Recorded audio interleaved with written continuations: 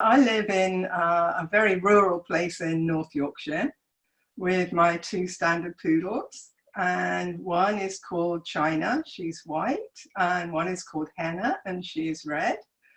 And China absolutely embodies serenity and calm and is my Buddha dog. And Henna isn't. Hannah lives up to her name and to her coloring. She does. She's a real fire girl. Yeah.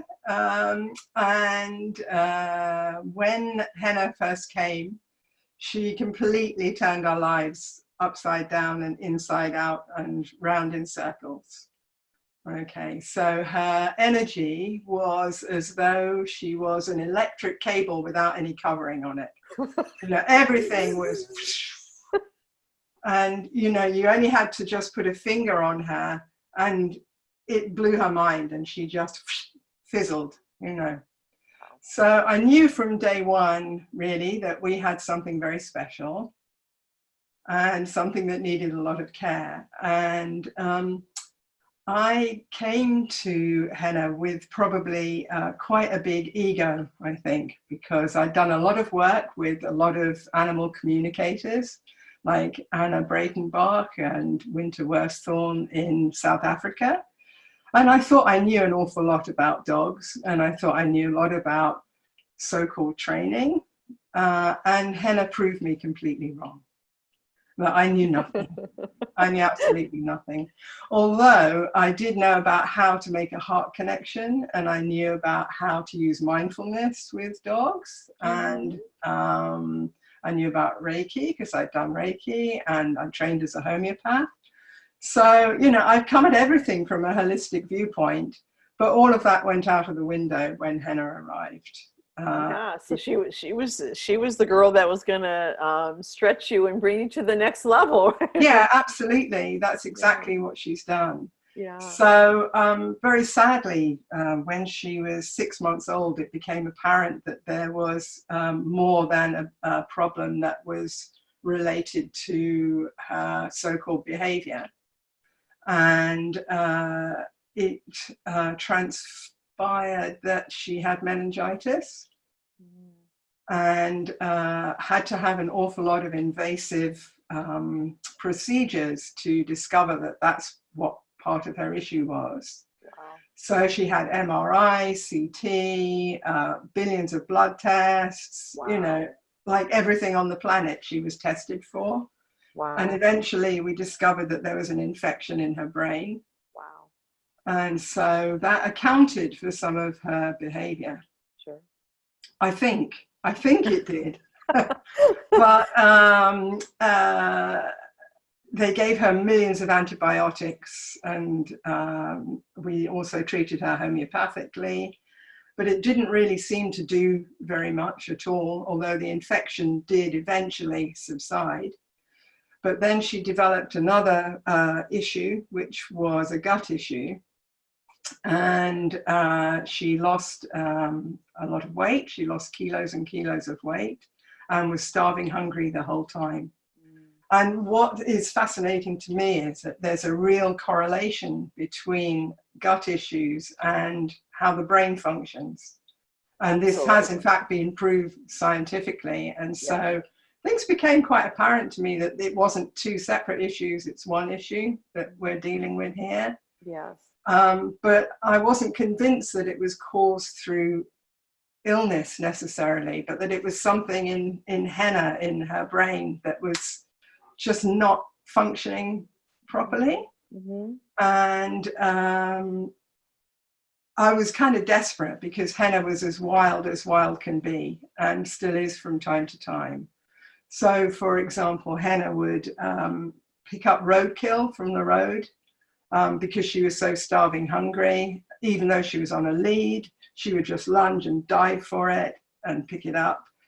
She would chase deer. She brought 2 deer down, although I managed to rescue them, thank goodness. She killed pheasant. She killed rabbits. So everything about her was high energy and driven, really, really driven.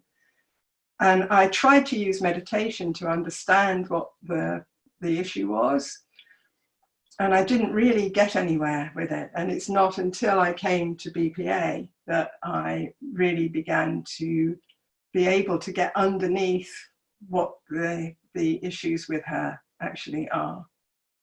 Yeah. So tell us a little bit about the BPA journey and why. And so one thing that I don't believe I've ever asked you. Yeah. So what made you decide to join BPA? I mean, you're an experienced holistic practitioner, and it's your lifestyle.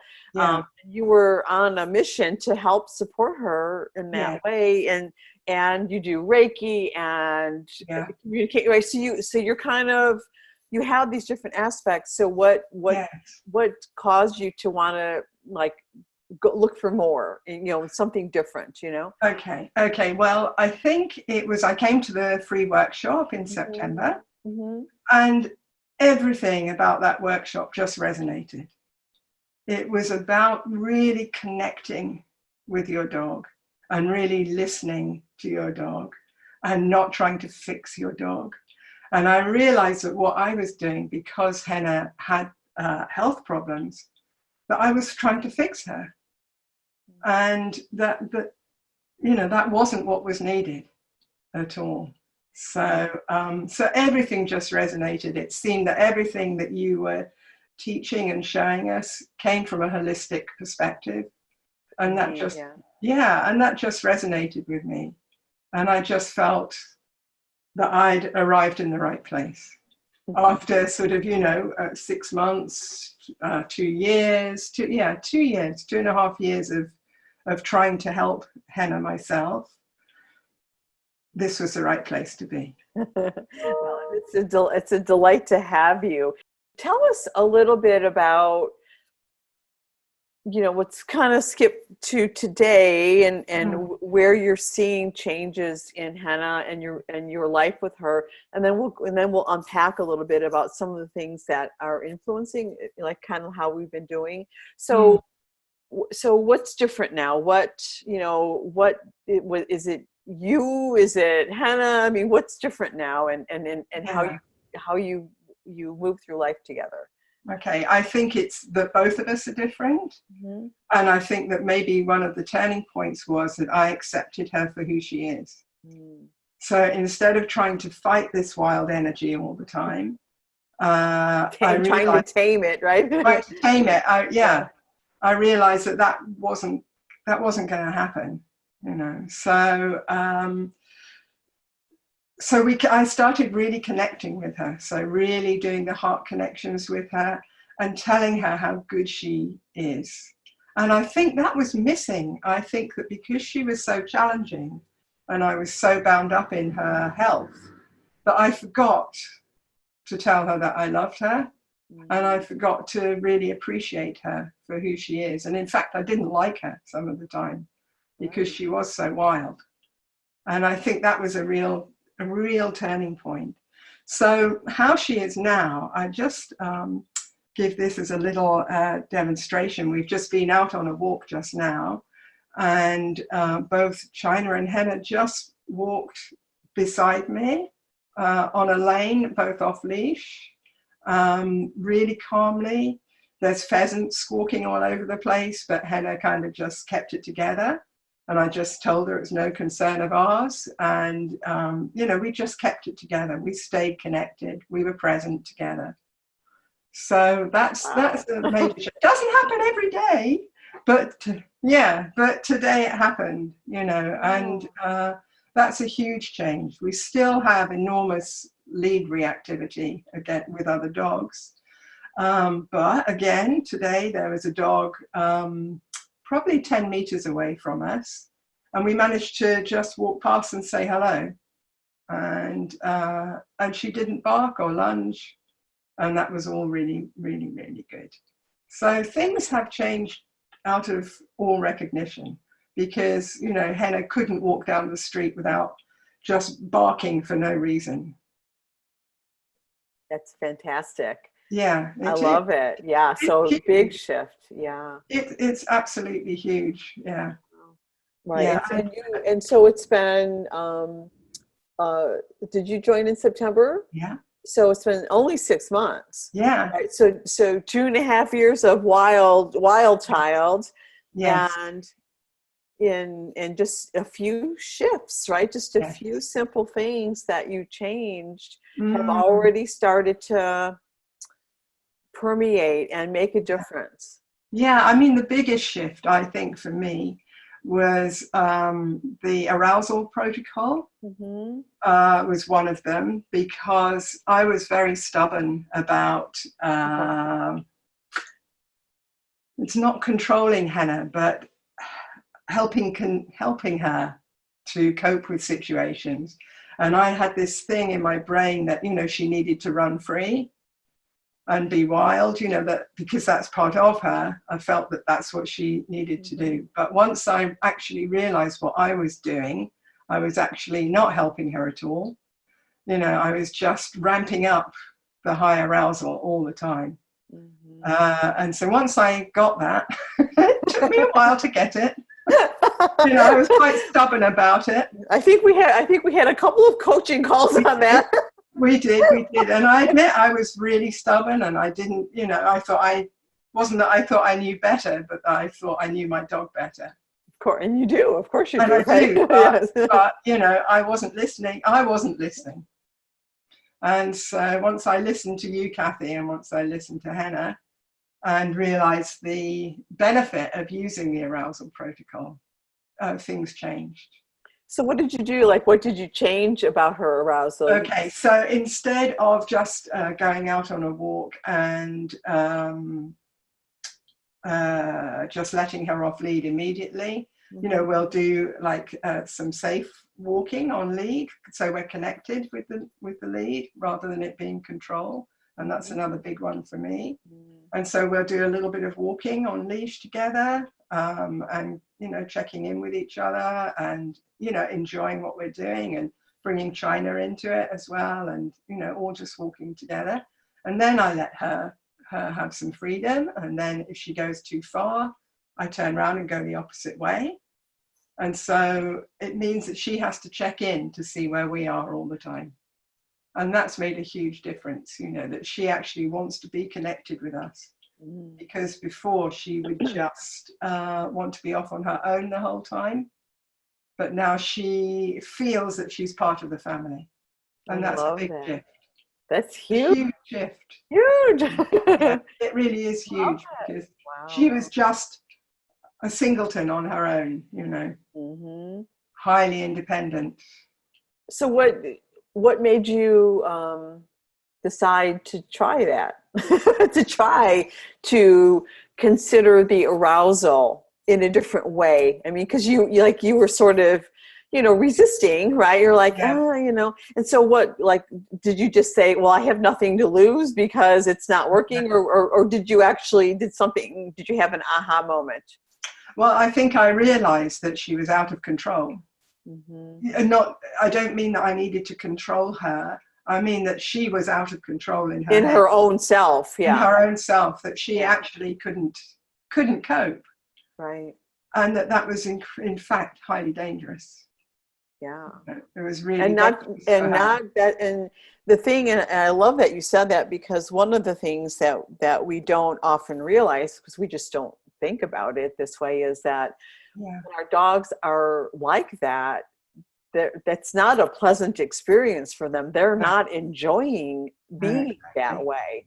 Exactly. And it's like we don't even, I don't know why, but we don't think of it that way. Yeah. So I love that you had that insight. Yeah. That's really, really important. Yeah. Thank you for sharing that. Well, I mean, I'd had before I had poodles, I had sight hounds, I had Salukis and greyhounds, and I had some challenging moments with them, with some of them, and unfortunately had some really bad accidents with them. And I just knew that if I didn't do something, Henna would get, we would have the same scenario again. Right. And so it's about actually not repeating your patterns, and just taking it and really making a change, making a shift. Right. I love that. I've tried this. It's not working. Let me Yeah. try something Yeah. else. Yeah. Right. I don't always have to do the things the same way. Yeah. We can Wow. do things differently. Love it. Love Yeah. that. That was an aha. That was a big aha. Yeah, I get it. I get it. Well, so cool. So arousal protocol, Yeah. a And couple of mindset shifts for yeah. you. Yeah. Anything else pop out at you as like one of the like important pieces in your journey with Hannah so Yeah. far? I think role modeling, Okay. definitely, definitely. So before, when she was reactive with other dogs, I would be so tense and, oh my God, she's reacting and I've got to control this. And it's, and so it would go on and on and on. But now I just focus on her and don't let other people enter my space, because, a lot of people were saying to me, oh, you've got your hands full with that one. And you think, oh, go away. I just Right, like don't. you're judging me and you're Yes, judging my exactly. dog, right? That's right. Yeah, just Yeah. back off. But we let that influence us, even if we don't Yeah, mean to, right? that's right. Because So I found that I because was, we're social animals, this is what we do, right? We can't, it's a natural thing. It's not a weird thing, right? and I found I was always excusing Henna to other people. I'd say, oh, she was ill as a puppy. She had meningitis. Hasn't been well. And that was nothing to do with it. Really, it was about me keeping her safe. And so trust is the big one for us. Because I remember a coaching call, Kathy, which how could I ever forget it, where you told me how much trust I was leaking. And it was so true. I wasn't focusing properly on keeping Henna safe when we encountered the things that she found difficult. So, that's a huge turning point. Yeah. For which I'm eternally grateful. Well, thank you for allowing me to guide you there. And I think it's worth mentioning here because you brought it up, and it's not always easy being coached, right? It's not always easy thinking or understanding or having an awareness like, oh, the thoughts I'm having about this aren't helping me and my dog. I mean, you know what I mean? That's not easy. And so you're so coachable, like, you know what I mean? Like it's not easy. And, maybe sometimes you're even, I don't know, frustrated or upset. I don't know, but you feel the difficulty, but yet you say, but you know what? I want to understand my dog better. I want to understand how to help her better. And so I'm willing to be uncomfortable in order to get there. So I love that about you. And it brings me a lot of joy, not to make you uncomfortable or not to see you uncomfortable, but to know that you will allow me to help you when you need it, when you're asking. Absolutely. I mean, tough love, it's an essential part of this journey, I think. Yeah, sometimes. I think we have to face our, they're not inadequacies, but we have to face who we are, and that's not always easy. No, I mean, and it's a lot of times it's just habits. It's just a Yeah. habitual way of thinking. It's like embedded beliefs that we don't even know that we have. You know what I mean? It's not. We're beautiful and brilliant and perfect. All of us are, but sometimes we have these filters that are, dulling our shine, so to speak, right? And Yeah, definitely. yeah, and so we're just kind of polishing up the what we already have and becoming brilliant. I mean, Yeah. that's how I see it, right? Yeah. I just want to give you, if I've got time, a tiny demonstration of how the trust has changed with Henna. Awesome. Yes, do. So as I mentioned, when Henna was younger, you couldn't even touch her. She would just freak and freeze and fizzle and, you know, carry on. And especially on her front legs, you couldn't touch her front legs at all. And the other day we were walking and she suddenly stopped still, and I wondered what was wrong, and she started limping on one of her front legs. And so I said, okay, girl, come in, let's have a look, you know, and see what's what. And she actually allowed me to pick her paw up and to check her pads. And it sounds like Jerome and the lion, you know, when he took the thorn out of the lion's paw, but it really was just like that. You know, she just came and let me look. She wouldn't let me actually get the tiny thorn out, but there was real trust there. And so I said, okay, we'll carry on walking. And she said, no, we're not going to carry on walking. You know, she was limping. So I took her back to the car where I knew I had a muzzle, because I know she won't let me actually pull something out, and put the muzzle on and explained to her that that was for her protection as well as for my protection. And I was then able to help her and get the thorn out. But that would never have happened 6 months ago. It wouldn't have happened. She would have freaked and, you know, just been a totally different dog. But now she trusts me and told me that there was a problem. And that's just amazing for us. I love that. All of it, you know, from the, you know, from her coming to you, letting you look, to her calmly accepting the fact that you were going to help her by pulling that out without freaking out. I mean, all of that. Yeah. Just lovely. Yeah. And we're only at the beginning. Yeah. And you're only at the beginning.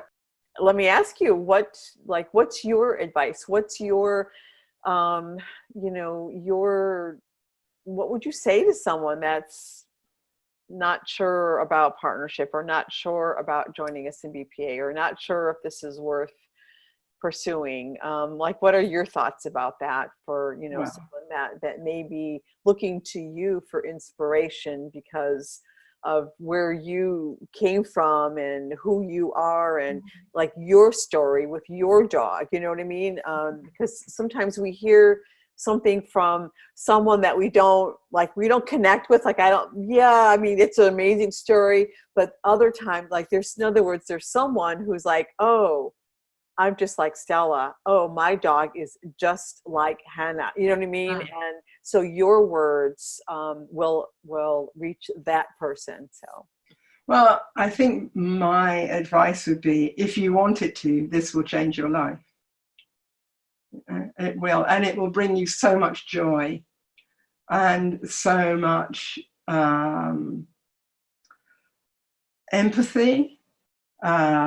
It'll be tough at times, but it is just a life changer for you and your dog. You know, it really is.